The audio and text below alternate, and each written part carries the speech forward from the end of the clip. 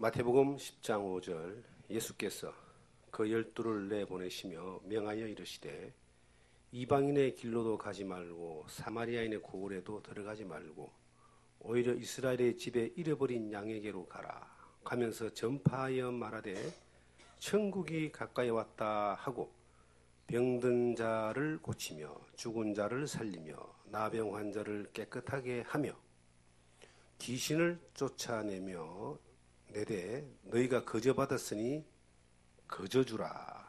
아멘. 천국이 가까이 왔다.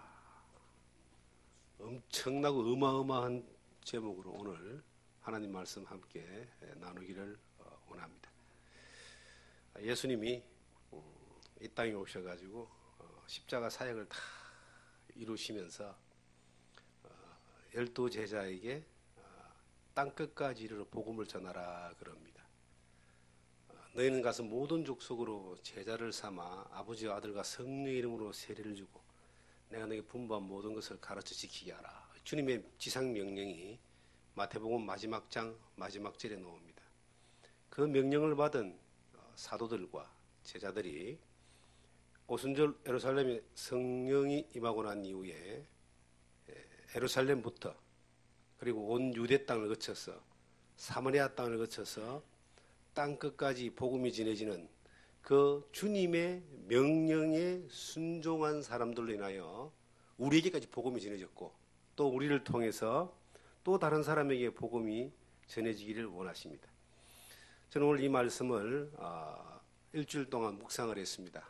왜 묵상을 했냐면 조금 전에 우리 이건사님 기도 가운데 일본을 향한 하나님의 주신 비전, 선교의 비전, 이게 이제 우리에게 하나님이 주셨어요. 저는 이 원주 땅에, 강원도 땅에 복음을 전하기를 원하는 그러한 마음을 1988년도에 주님이 주셨어요. 그래서 멋모르고 강원도 땅에 이 복음을 전하는 것을 위하여 일생을 주님 올 때까지 던지겠다는 그러한 서원을 했습니다. 그리고 이제 92년도에 강릉을 갔다가 이제 뜻을 이루지 못하고 하나님이 여러 방법으로 이렇게 이제 막혀져 가지고 70일 만에 철수를 하게 됐습니다. 그래서 전주로 가서 한 2년 6개월 정도 이제 목회를 하다가 다시 두 번째 이제 이 원주로 이곳에 1995년도에 이곳에 왔습니다. 그리고 와서 지금까지 20년 이상을 이렇게 지내면서 하나님이 이곳에 나를 보내셨다. 내가 주님 앞에 서원했던 믿음이 있지만 주님이 이곳에 보내셨다라고 하는 그러한 믿음이 있어요. 그래서 그 믿음대로 서원을 지키는 것뿐만 아니라 주님이 보내셨다라고 하는 그러한 믿음이 있기 때문에 어떤 상황과 형편이든 간에 이곳에서 이뤄진 영혼들을 향하여 맡겨진 사람들을 향하여 주님 앞에서 종으로서 충성을 다하고 지금까지 왔습니다. 그런데 지금 이곳에 이제 와서 있으면서 이미 받은 명령이잖아요. 이미 주신 사명이잖아요. 이미 받은 명령과 이미 주신 사명을 따라서 주어지는 대로 하나님이 허락하시는 대로 그렇게 이 마태복음 10장에 놓은 이 말씀의 이 가르침을 따라서 이제 복음을 전하고 말씀을 전하고 그리고 명령을 수행하는 일들을 해왔습니다. 이게 보면 이스라엘 민족이 하나님의 선택받은 민족이죠. 그런데 예수님이 어디에 오시냐면 이스라엘 땅 베들레헴에 오셨어요. 약속한 그대로 미가서 5장 2절에 나오는 말씀대로 이 베들레헴에 오셔가지고 나사렛에서 사시다가 30세 때 공생애를 복음을 전하는 삶을 이제 시작할 때 때가 찼고 하나님의 나라가 가까웠으니 회개하고 복음을 믿으라부터 시작해서 천국 복음을 예수님이 이제 30세 때부터 전하기 시작합니다. 그때 가장 먼저 12명의 사도들을 만나요. 선택을 하시죠. 하나님이 하나님의 일을 하기 위해서 사람을 부르는 것도 하나님이 하시는데 예수님이 12명의 사도들을 제자들을 이제 불렀어요. 그리고 3년 반 동안 예수님이 그들과 함께 동거하셨습니다. 그리고 하나님의 나라를 가르쳤습니다. 그리고 예수님이 죽으시고 부활하시고 난 이후에 다시 오실 때까지 이 예수님이 하신 일을, 복음을, 천국 가는 길을 이 사도들로 하여금 전하는 사명을 이렇게 주셨어요. 그런데 그 첫 번째가 어디를 전하라 했냐면은 이스라엘에. 그들을 보내시면서 이방인의 길로도 가지 말고 이스라엘의 잃어버린 자를 찾아서 복음을 전해라. 왜냐하면 예수님이 자기 땅이 오매, 요한복음 1장에 그런 말씀이 있잖아요. 자기 땅이 오매. 먼저는 하나님의 약속하신 땅 이스라엘, 예루살렘, 그곳에 와서 하나님의 복음을 전했습니다. 그런데 참 안타깝게도 유대인들은 그 복음을 거절했습니다. 예수님을 십자가에 못 박혀 죽인 것뿐만 아니라 그 제자들, 사도들까지도 핍박하고 죽이기까지 하고 그리고 복음을 거절했습니다. 그래서 이 복음이 이제 사마리아를 거쳐서 이방인의 세계로 넘어갑니다. 그 중간에 역할을 하면서 길을 열은 사람은 이제 베드로고 중간에 그 일을 사명을 한 사람이 이방인의 사도라고 하는 바울 사도입니다. 바울 사도를 통해서 이 안디옥에서도 시작해가지고 이제 지금 말하면 유럽과 저 아시아 이쪽으로 이제 복음이 전해지는 그러한 일들이 사도행전에 기록이 되어 있습니다. 근데 예수님도 사도들을 보낼 때 먼저 예루살렘, 이스라엘, 그 유대인들에게 택함받은 그 자손들에게 먼저 전해라 그랬어요. 전함을 받은 그들이 믿지 않기 때문에 이 복음이 이방인으로 넘어가는 역사가 이제 사도행전 13장에 이제 이렇게 기록이 되어 있습니다. 마태복음 22장에 보시면은 예수님이 천국에 대한 비유를 계속하시는데 어떤 임금이 와서 아들을 위해 잔치를 벌였는데 그 잔치에 먼저 사람들을 청했다는 거예요. 와라, 잔치에 참석하세요. 그냥 참석하세요. 그랬더니 싫다. 또 다른 종을 보내가지고 더 강력하게 와서 이 잔치를 배설했으니까 와서 참석해라. 그러니까 한 사람은 밭에 가고 한 사람은 사업하러 가고 한 사람은 자기 일보로 이렇게 가면서 거절했습니다. 그래서 그 왕이 군대를 보내가지고 그 청함받은 그들을 확 쓸어버립니다. 이 왕이 이제 하나님이고 아들이 예수 그리스도고 예수 그리스도를 통해서 이루어지는 영원한 천국 잔치에 먼저 자기의 택함받은 가까이 있는 민족들을 이스라엘 민족을 청했는데 그들이 거부했습니다. 그래서 종들을 내보내가지고 사거리 길에 가서 만나는 사람을 누구든지 만나서 데려다가 이 잔치에 데리고 와라. 이 사거리가 이제 이스라엘을 벗어난 땅끝 이방의 세계입니다. 그곳에 가서 이제 믿고 듣고 믿기만 하면은 이 천국이 자기 것이 되는 그런 놀라운 약속을 주셨고 그 사명을 이 종들에게 맡겨주신 겁니다. 지금은 이스라엘 민족이 예수 그리스도를 죽인 그 죄로 말미암아 그들이 영혼의 문제에 대해서 해답을 못 얻는 것뿐만 아니라 AD 70년경에 예수님 십자가에 못 박히고 난 뒤 약 40년이 되기 전에 로마의 타이투스가 와가지고 확 쓸어버려가지고 이스라엘은 나라 없는 민족이 되어서 전 세계에 흩어져서 2000년 동안 유리방황하며 확살과 고난을 당했던 민족의 역사가 인류 역사 가운데 드러나고 있습니다. 이게 무엇이 문제냐?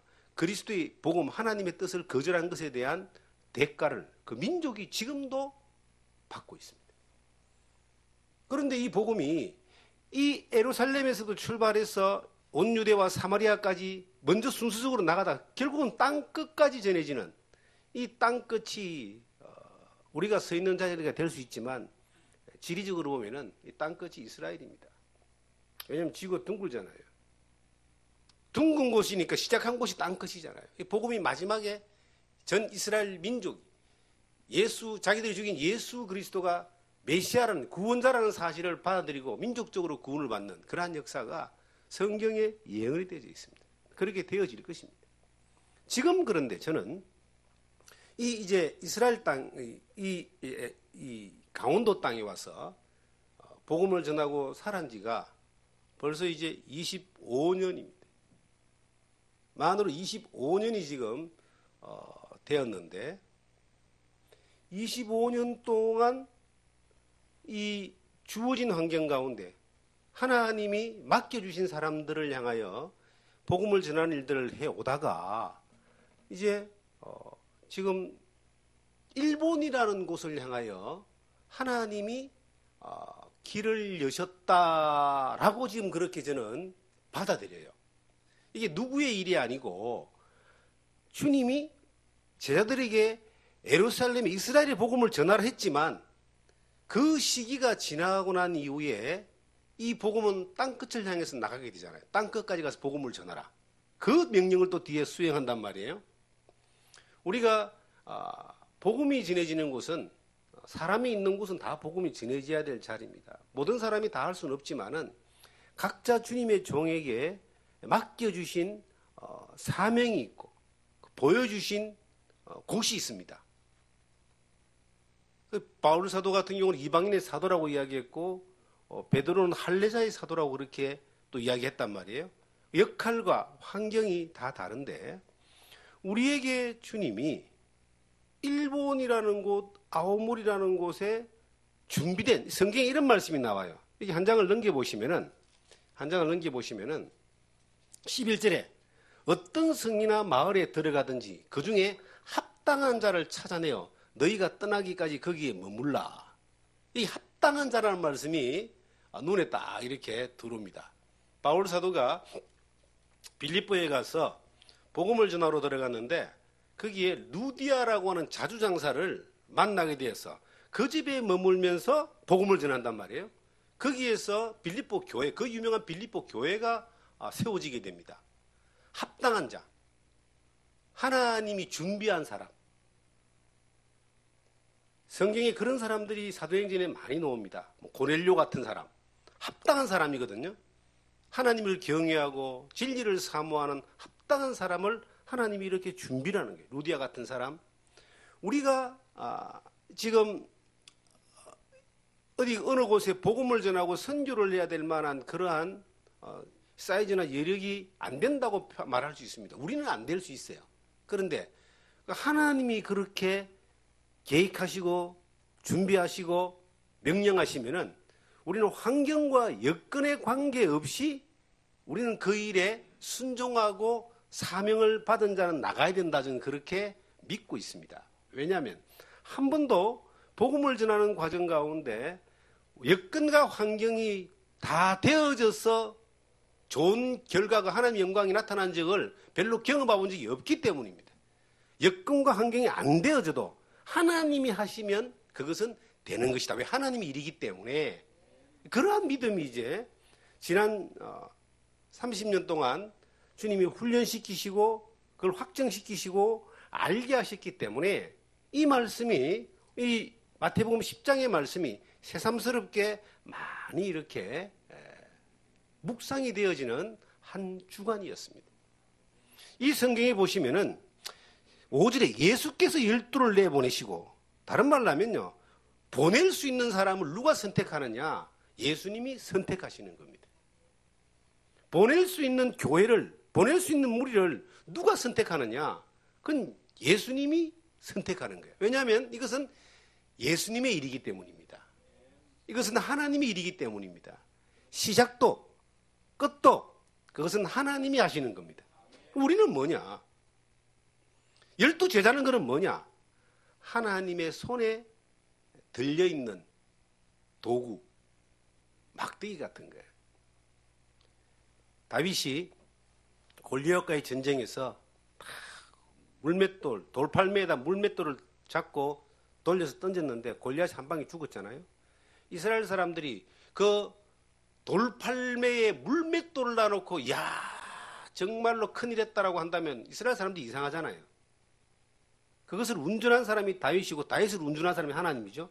그래서 하나님이 온전히 그렇게 하셨다는 결론이 났을 때 하나님 영광 받으시고 진짜 백성들이 하나님 은혜 가운데서 진정한 승리를 경험할 수 있습니다. 우리가 이 예수 그리스도의 복음을 전하는 데에 우리는 어떤 존재냐? 다윗의 손에 들려있는 그 돌팔매와 같은 겁니다. 우린 도구에 불과한 거예요. 서여 주시니까 감사한 것이죠. 적어도 영혼을 살리는 문제에 있어서는 우리가 해야 되는 일은요, 주님이 하라는 대로 하는 것 외에는 할 수 있는 게 없어요. 말씀을 전하는 것도 주님이 이렇게 전하라 한 것만 전하면, 주님이 전하라는 걸 전하면 주님이 역사하셔서 그 영혼을 살리든지 구원하든지 어떻게 하든지 그건 주님의 권한이잖아요. 그래서 이스라엘 민족들에게 하나님이 말씀하시기를 너희는 파수꾼이다. 그냥 적군이 오면은 나팔만 불면 된다. 여호와의 말씀이 이러하다 하라라고 전해만 주면 된다. 결과는 내가 책임지겠다. 이게 성경의 원리입니다. 우리가 교회가 아무리 크고 위대하고 사람이 유명하고 능력이 있다 할지라도 영혼을 살리는 문제는, 정말 영혼을 살리는 문제, 구원하는 문제, 영혼을 천국으로 인도하는 문제는 오직 하나님만 할 수 있습니다. 오직 예수님만 할 수 있어요. 오직 성령님만 할 수 있어요. 삼위일체 하나님만 할 수 있는 거예요. 우리는 그럼 뭐냐? 주님이 말씀하신 것을 이렇게 말씀하셨다라고 전해주는 존재에 불과한 거예요. 그럼 주님이 그렇게 만들어가지고 우리를 보내신다라고 한다면은 우리는 여건과 환경에 관계없이 가면 됩니다. 가라 그러면 가면 되는 겁니다. 가서 뭘 전할 것인가? 천국이 가까웠다고 하라. 천국은 복음을 이야기합니다. 예수 그리스도를 이야기합니다. 예수 그리스도가 내가 곧 길이요 진리요 생명이니 나로 말미암은 자고는 하나님께로 올 자가 없다 그랬어요. 예수 그리스도가 천국입니다. 이스라엘 민족은 예수님 오실 당시에 민족적인 그 사항이 뭐냐면은 로마의 압제를 받았습니다. 로마 이전에 헬라 이전에 페르시아 이전에 그 계속해서 압제를 받았습니다. 나라 없는 민족으로 식민지를 살았어요. 그들의 사상 가운데서는 메시아에 대한 사상이 있어요. 메시아가 곧 구원자입니다. 기름 부음 받은 자, 그리스도입니다. 천국을 줄 수 있는 사람. 그 메시아를 기다렸는데 유대인들이 예수가 메시아인 줄을 모르는 거예요. 거부하는 거예요. 그래서 야, 나사렛에서 무슨 선한 것이 나올 수 있느냐? 저게 어떻게 메시아냐? 이랬던 분위기인 거예요. 그 사람들은 메시아를 기다리고는 하지만 메시아가 누군지 모르는데 예수 그리스도가 제자들을 보내면서 천국이 가까웠다. 메시아가 왔다. 예수 그리스도가 왔다는 겁니다. 예수 그리스도를 믿으라는 거예요. 이 말은 뭐냐면 천국이 가까웠다는 말은 우리가 사도행전 시대의 말로 다시 돌리면 주 예수를 믿으라 이 말이에요. 그럼 너와 네 집이 구원을 받는다. 천국이 가까웠다. 예수를 믿어라. 그럼 네가 구원을 받는다. 네 인생의 문제가 해결되고 네 영혼의 문제가 해결되고 네 삶의 문제가 해결된다. 이걸 전하라는 거예요. 제자들이 이제 가서 주님이 친히 그 제자들을 일할 수 있는 제자들을 부르시고 주님이 친히 환경을 책임지시고 주님이 친히 보내시고 주님이 뭔 말씀을 전해야 꺼주세요. 무슨 말씀을 전해야 되는지도 가르쳐 주신 거예요. 그럼 우리는 뭘 하면 됩니까? 그냥 가서 하라는 대로만 하면은 가보니까 합당한 사람이 준비되어 있고, 그죠? 복음을 전할 수 있는, 이 말씀을 전할 수 있는 합당한 사람도 준비되고, 들을 사람도 준비하시고, 우리 뭘 하면 되죠? 가서 하라는 대로 하면 됩니다. 선교가 뭐냐? 전도가 뭐냐? 저는 선교와 전도의 삶을 30년 이상을 살아오면서 이전에는 내가 가진 힘과 능력으로 하려고 했습니다. 내가 능력이 있는 줄 알았어요. 내가 아주 똑똑하고 잘하는 줄 알았어요. 그런데 시간이 지나면서 알게 하시는 것은 내가 할 수 있는 것이 아무것도 없다는 걸 알게 하는 거예요. 그러면 그 젊은 날 열정이 가득할 때 내가 할 수 있다고 할 때 막 되어졌거든요. 그건 하나님이 귀여워서 어여삐 봐줘서 허락하신 거고 내가 한 게 아닙니다. 주님이 하신 거예요. 영혼을 살리는데 내가 0.1%도 티끌 하나도 보탠 게 없어요. 우리는 그냥 전해준 것밖에 없어. 주님이 하신 일을 전해준 것밖에 없어요. 성령이 역사하시고 주님이 친히 역사하셔서 그 사람을 살리신 것이지 내가 한 게 아무것도 없어요. 우리가 지금도 마찬가지입니다. 우리가 수많은 사람들이 잘못되는 이유가 뭔지 아십니까? 하나님의 사람들이 무너지는 이유가 뭔지 아십니까? 주님이 하는 것이 아니라 자기가 하는 것으로 바뀌어지기 때문에 무너지는 겁니다. 이전에 열정적으로 살았던, 정말 순수하게 살았던 참 그러한 믿음의 사람들이 어느 날 사이즈가 커지고 명예가 높아지고 부가 채워지고 걱정할 것이 없는 정도의 어떤 권력을 가졌을 때에 하나님을 더 이상 믿지 않는 사람으로 바뀌어지니까 타락하고 잘못되고 요거도 먹는 일들이 일어납니다. 차라리 그렇게 될 바에는 언제나 가난하고 언제나 약하고 언제나 어려운 상황 가운데 살면서도 주님을 의지하고 주님을 바라보고 주님의 하시는 대로 하고 주님이 시키는 대로 하는 그 자리에 언제나 머물러 있는 것이 훨씬 행복한 겁니다. 우리의 모습은 연약합니다, 여러분. 사람이라는 존재가요, 대단한 것 같죠. 정말로 성경에는 그 생명이 호흡에 있는데 수에칠 가치도 없다고 성경은 말하고 있습니다. 하나님이 호흡을 걷어버리고 생명을 걷어버리면 그 순간 끝나버립니다. 우리가 이 복음을 전한다는 것은 우리를 나타내고 우리를 전하는 것이 결코 아닙니다. 골리앗을 다윗의 물맷돌 한 방에 없앴다고 해서 물맷돌 하나를 보고 칭찬하고 영광을 돌리는 사람은 없잖아요. 그거는 그냥 도구에 불과한 거예요. 그 일을 하게 하신 하나님께 영광을 돌리는 것이 정상입니다. 저는 12사도들을 볼 때에 참 감사한 게 있습니다. 그들은 하나같이 인격적으로 불안한 사람들이고 미완성의 사람들이고 부족한 사람들이었고 그랬습니다. 그런데 왜 주님이 그들을 불러서, 그들은 그렇게 학식도 뛰어나지 않았습니다. 그들을 불러가지고 그들을 통해서 엄청난 사명, 땅끝까지를 복음을 전하는 사명을 맡기고, 또 이 본문에 보면 이스라엘에게 가서 먼저 복음을 전하는 사명을 왜 맡겼냐? 너희가 인격적으로 훌륭하고 너희가 잘 다듬어졌고 많은 걸 가졌기 때문에 이 복음 하나님의 일을 하는 것이 아니라 내가 너를 불렀기 때문에 하나님의 일을 하는 것이다. 이걸 알게 하기 위해서요. 중요한 게 그거예요. 하나님 나를 부르셨다는 거예요. 내가 위대하고 잘 갖추어지고 많이 만들었다는 존재가 아니라 하나님이 나를, 주님이 나를 부르신 것이 가장 중요한 겁니다. 그분이 그 부르심 받은 그 사람이 주님이 시키는 대로 그 일을 하게 된다면 주님은 그 일을 하시는 거예요. 언제나 영원히 우리는 주님이 쓰시면 쓰임받고 쓰지 않으면 그냥 버려지는 그러한 도구에 불과합니다. 우리는 우리 앞에서 하나님 말씀을 전하거나 또 앞에 있다는 사람이 좀 위대해 보이기를 원하고 완전해 보이기를 원하는 그러한 기대감을 가지고 있습니다. 그런 기대감이 본인을 힘들게 할 수 있습니다. 저는 제가 저를 쳐다봐도 남들하고 누구하고 비교해봐도 뛰어난 구석이 없어요. 잘난 구석이 없어요. 그리고 뭐 남들보다 조금 나은 구석이 없어요. 그 똑같은 거예요. 주 안에 살아오면서 어느 부분 일정 부분 훈련되고 연단되고 배워지고 주님이 만들어주시고 깨트려주셔가지고 어느 정도의 모습은 되어져 있지만 그게 약간의 차이지 큰 차이가 아닙니다. 여전히 우리는 불안하고 또 여전히 우리는 허점이 많고 여전히 우리는 이 세상적인 욕심과 유혹에 흔들릴 수 있는 존재들입니다. 그럼에도 불구하고 주님이 맡기신, 살아계신 하나님이 함께 하시는 가운데 명령하신 일들에 대하여 주님의 청지기로 종으로서의 자세를 가지고 있습니다. 주님이 우리에게 말씀하시고 성경이 우리에게 지시하시고 가르치시는 일들에 대하여 적어도 우리는 본질적으로 약하고 연약한 존재이지만 내가 믿는 하나님과 내가 믿는 말씀의 본질을 따라서 가자는 겁니다.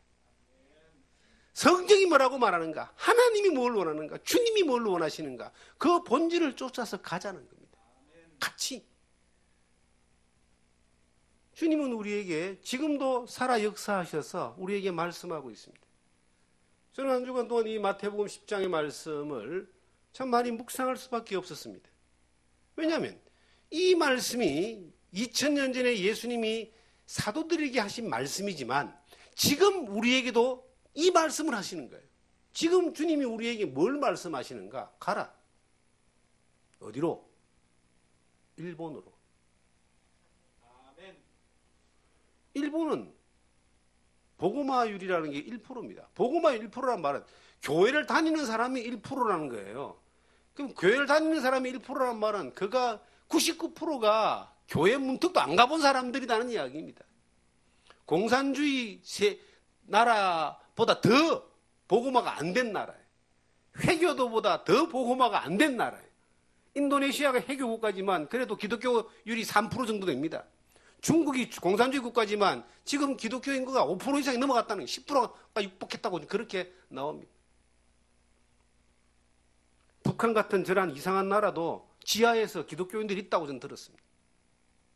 그런데 일본이 저 자유경제 체제를 가지고 있는 일본이 기독교 복음화율 1%라는 거예요. 우리나라하고 감정이 별로 안 좋습니다. 그렇지만 그곳에 우리가 복음을 전할 수 있도록 하나님이 길을 여신다면 그건 난 된다고 보거든요. 내가 할 수 있는 건 없지만은 하나님이 합당한 이 10절에 나오는 말씀처럼 합당한 자를 찾아내야 되는데 합당한 자가 이제 나왔다는 거예요. 하나님이 준비한 합당한 사람이 그곳에 있고 복음을 듣기를 원하는 사람들이 있고 복음을 전하고자 하는 협력하고자 하는 사람들이 있다면 이거는 뭐 다 차려놓은 밥상에 숟가락 하나 얹는 정도밖에 안 되는 그것도 못하면 선교 안 해야지요. 주님이 그렇게 부르신다면은 여건을 만드신 분도 주님, 합당한 사람 준비하는 것도 주님, 가서 보내기 위하여 준비된 사람도 주님. 그럼 그 외에 우리가 뭐가 복음을 전할 수 없는 조건이 뭐가 되겠습니까? 난 아무것도 없다고 봐요. 복음을 전하는데요, 기본적으로는 어려움이 있어요. 이 성경에도 그렇게 나와요. 이 16절에 보시면은 보라 내가 너희를 보내미 양을 이리 가운데 보낸가 같도다. 그러므로 너희는 뱀과 같이 지혜롭고 비둘기처럼 순결하라. 사람들을 상거라. 그들이 너희를 공의에 넘겨주겠고 그들의 회당에서 채찍질을 하리라. 또 너희가 나로 말미암아 총독들과 임금들 앞에 끌려가리니 이는 그들과 이방인들에게 증거가 되게 하리 하심이라. 너희를 넘겨줄 때에 어떻게 또는 무엇을 말할까 염려하지 말라. 그때에 너희에게 할 말을 주시리라. 말하는 이는 너희가 아니라 너희 속에 말씀하시는 이곳 너희 아버지의 성령이니라. 이 놀라운 이 말씀은요, 어느 시대나 복음이 전해지는 자리에 늘 있었던 일들입니다. 항상 복음을 전하러 가는 것은 양을 이리로 보내는 것 같은데 양만 보내는 게 아니고 이리가 있는 곳에 양을 몰고 주님이 함께 가기 때문에 걱정하지 마라. 그런데 이리가 좀 옆에서 알짱거리고 공격해도 그거 두려워하지 마라. 양을 지키는 분이 주님이시다. 채찍 좀 한번 맞아봐라. 공에 잡혀가면은 그거 겁내지 마라. 가도 말을 하게 하시는 그 하나님의 성령, 하나님을 경험하게 될 것이다. 얼마나 놀라운 기대입니까 이게. 우리가 예수의 복음을 전하는 데에 안 될 수 있는 조건들을 쫙 뽑아낼 수 있습니다. 경제적으로 비용이 많이 들고 환경적으로 어렵고 음식이 안 맞고 날씨가 춥고 말이 안 통하고 그거 아무것도 아니에요. 그 환경적인 모든 것들도 하나님이 보내신다면 그것도 책임진다. 이리가 덕실저리는 곳에 양을 한 마리 보내도 걱정하지 마라. 그 양을 지키는 주님이 함께 가신다. 이것이 안 믿어지면 복음 안 전해야죠. 이것이 안 믿어지면 우리가 하나님의 일을 한다는 것 자체는 이거는 아니라고 저는 봅니다. 성경이 말하는 본질은 뭐냐면은 전도는 하나님이 하십니다. 선교는 하나님이 하십니다. 그런데 사람이라고 하는 도구를 불러서 쓰시는데 그 부름받은 사람이 그 주님과의 바른 관계 가운데 믿음 가운데 있으면은 그 주님은 부름받은 그 사람을 보내시면서 모든 것들을 주님이 책임지고 보내신다. 우리에게는 확실한 복음의 메시지가 있습니다. 저는 선교를 이렇게 고민하고 또 선교적 목회를 한다라고 그렇게 하고 있습니다. 선교적 목회란 말은 이곳은 주님이 역사하는 곳인데 주님의 복음, 영혼을 살리는 그 복음의 말씀이 전해져서 영혼을 살리는 일을 하는 교회가 돼야 된다. 그리고 이 교회는 좀 우주적인 교회, 넓은 교회의 의미에서 이곳에 사람들이 모여오는 것만이 아니라 이곳을 통해서 사람들이 예수를 믿고 흘러갈 수 있는 교회. 예, 교회가 전 세계에 많이 있잖아요. 다 주님의 교회 아닙니까? 중요한 건 교회가 많이 있고 교회가 많이 세워지는 게 중요한 것이 아니라 한 영혼 한 영혼이 살아나는 것이 주님이 요구하시는 겁니다.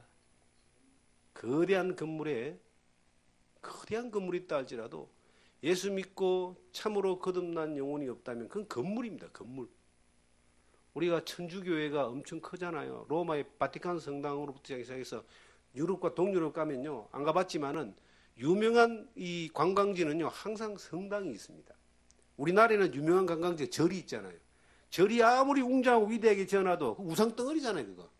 그죠? 그 안에 예수 믿는 사람이 없기 때문에 우상 덩어리예요. 성당이 아무리 위대하고 뭐 또 가치가 몇 조 된다 할지라도 거기에 예수님 상과 마리아 상이 아무리 많이 있다 할지라도 예수 믿는 사람이 없는 곳은 그냥 우상 덩어리예요. 그냥 건물이에요. 교회도 마찬가지입니다.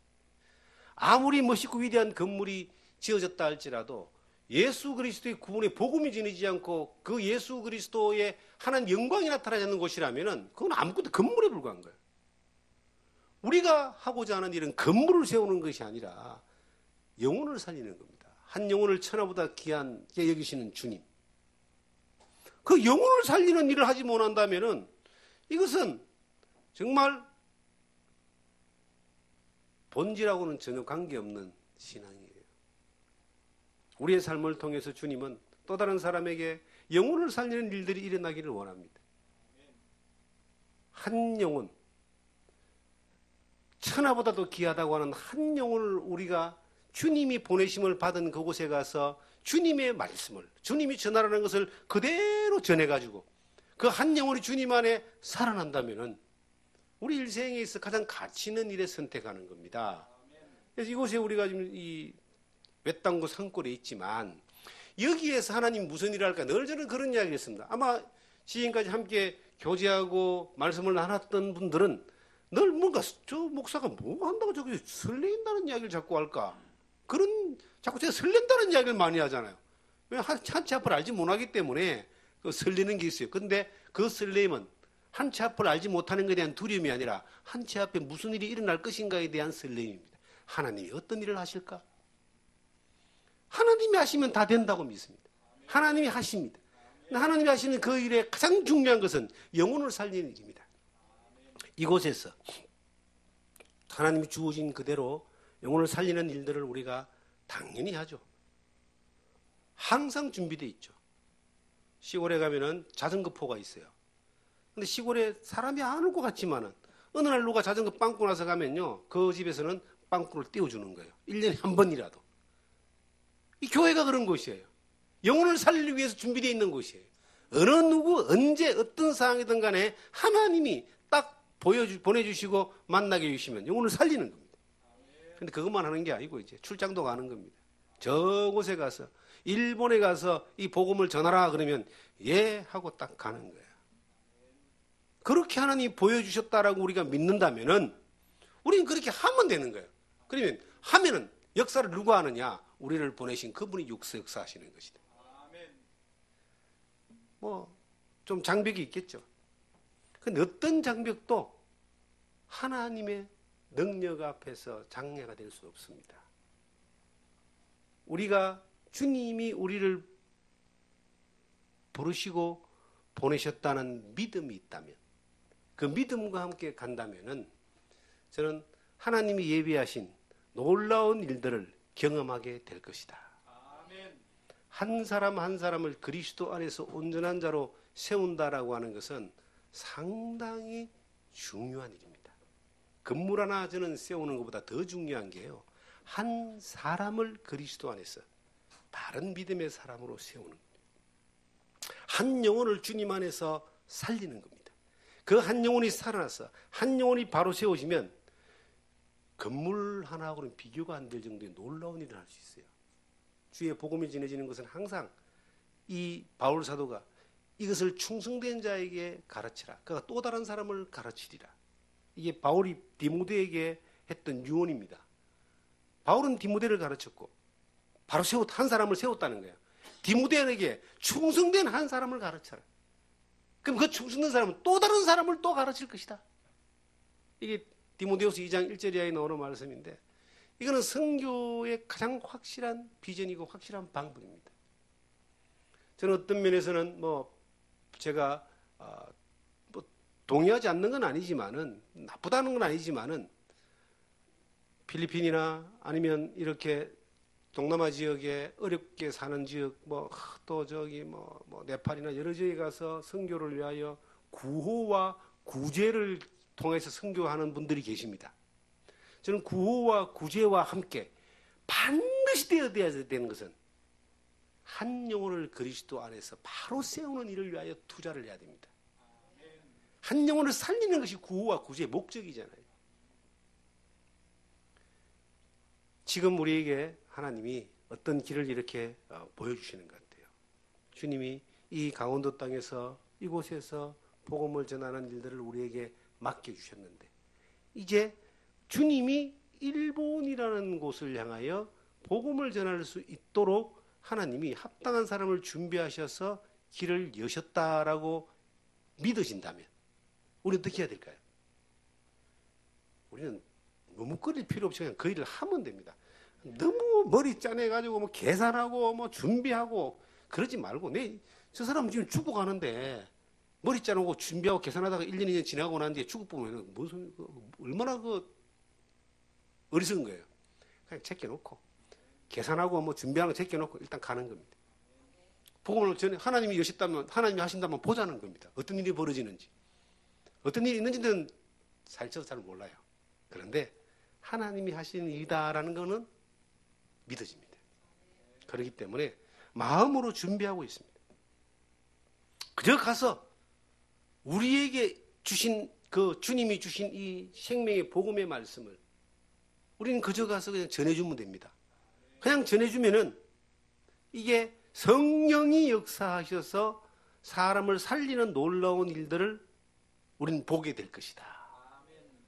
그런 놀라운 능력들을 기대하면서 우리가 마음과 힘을 합쳐서 정말 하나님의 역사를 갈구하며 기도하며 순종해야 될 필요가 있다. 그렇게 함께 해주시기를 간절히 바랍니다. 저는 마태복음 이 10장의 말씀을 계속 이렇게 묵상하면서 그 10절의 말씀을 이제 다시 한번 생각해 봅니다. 여행을 위해, 이 여행이란 말은 전도 여행, 선교 여행입니다. 여행을 위해 배낭이나 두보롯이나 신이나 지팡이를 가지지 말라.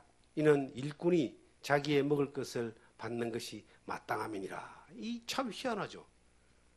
아무것도 준비하지 말고 가라는 거예요. 그런데 주님이 말씀하시기를 일꾼이 자기의 먹을 것을 받는 것이 마땅함이니라. 이 말은 누군가를 통해서 하나님이 공급하신다. 더 정확하게 말하면 하나님이 책임지신다. 곡식을 밟아 떠는 소에게 망을 씌우지 말라는 말씀이 있어요. 이 말은 뭐냐면요, 곡식을 밟아 열심히 일을 하는 소가 망을 씌워놓으면 못 먹잖아요. 못 먹고 일만 하다 죽는 거야. 그러면 그 곡식을 밟아 떠는 그 일하는 소에게 먹을 걸 누가 주느냐? 일을 시키는 분이 주신다는 거예요. 주인이 일 더 시키려고. 그럼 주님은 우리에게 주님의 일을 전하기 위하여 어느 곳에 우리를 보냈어요. 난 아무것도 없어. 주님은 명령만 가지고 가. 그러면 천지를 창조하신 주님, 우리 하나님이 보내신 그분이 보냄받은 자를 책임지지 않겠느냐? 저는 책임진다고 믿습니다. 그리고 그 책임지신 것에 대하여 지난 30년의 시간 동안 한 번도 실망한 적이 없습니다. 또 한 번 주님이 그렇게 우리에게 그 길을 여시고 명령하셨다면 그 여건, 환경, 사람, 되어질 일, 어떤 결과 염려할 필요 없습니다. 그냥 우리는 움직이면 됩니다. 그러면 하나님의 일하심을 볼 것이다. 하나님의 일하심을 볼 수 있는 여러분과 제가 되고, 이 산골짜기에 있는 이 적은 교회가 정말 하나님의 일에 순종하여 보냄받아여 서임받아 하나님께 영광을 돌리는 그러한 영혼을 살리고 또 사람을 살리는 성령의 역사를 경험하는 그러한 교회와 여러분과 제가 되기를 주님의 이름으로 축원합니다.